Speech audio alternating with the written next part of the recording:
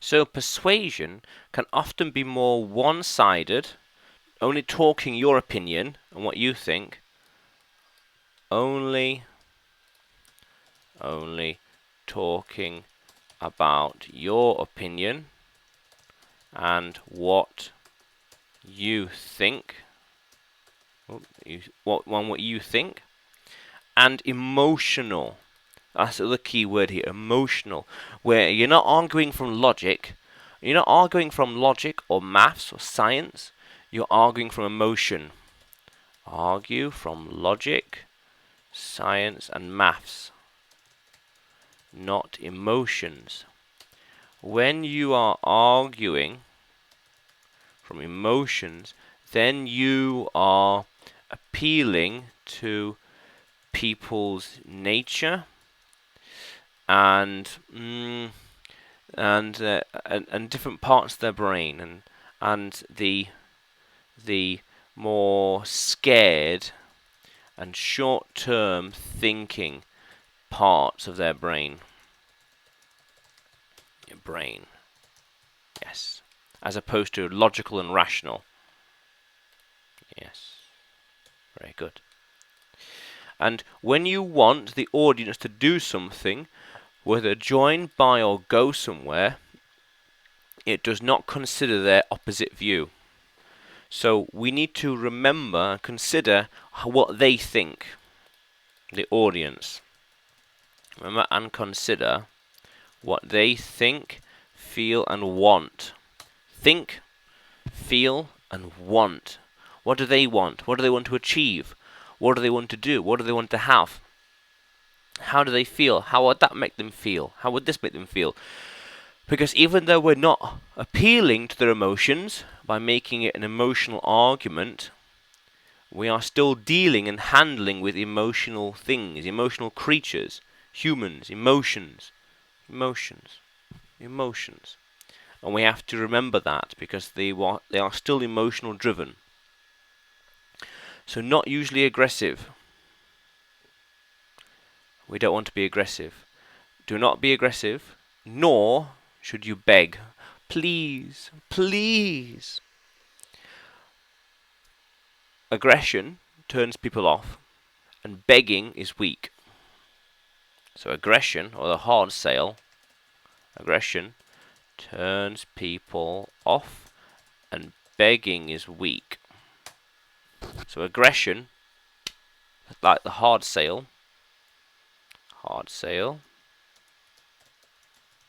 turns people off. Oh, no thank you. And begging, please, please, is weak. It's not strong. It's not perceived as, well, a good salesperson, or people might think that because you're weak, your argument is therefore weak. Just the way they think. But we can use real life stories to add emotion. Stories, events. I did this, I found that, they did that, this happened, we went there, we did this, when I did this, when I went there. Stories, because humans are storytelling machines. We are very receptive to stories. For psychological reasons, we love stories. Movies and books are stories. Whether the movie or book is based on real life or not, it's still a story in some fashion. So stories add more impact to everything. Like, my story of teaching English started in October 2017. Started teaching for an English company online in China, from the UK, from home. Did that for about 2.5 years. And then in July, end of June, early July 2020, left the company. 2.5 or so years. Wow. Yeah, so stories add emotion. The stories add a human element to things.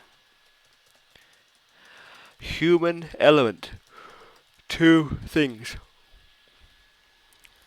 Human element to things. Stories make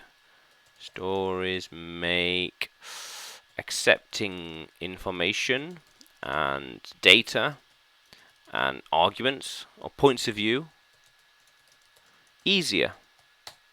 Easier.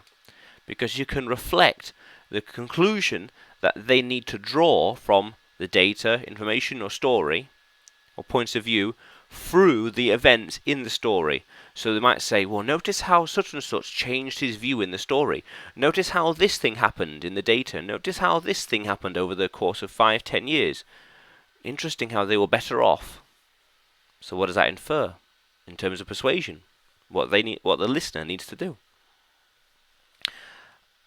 So has confident language such as will and definitely. So confident language in general, we need to be confident in our perspective. The stronger we know ourselves, the more confident we need to be.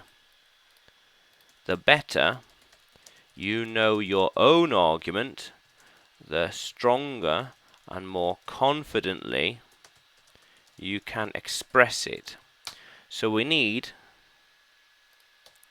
confident language of strength, of assertion, this and that, and determined. We want to do this, we want to do that. Being assertive, and determined.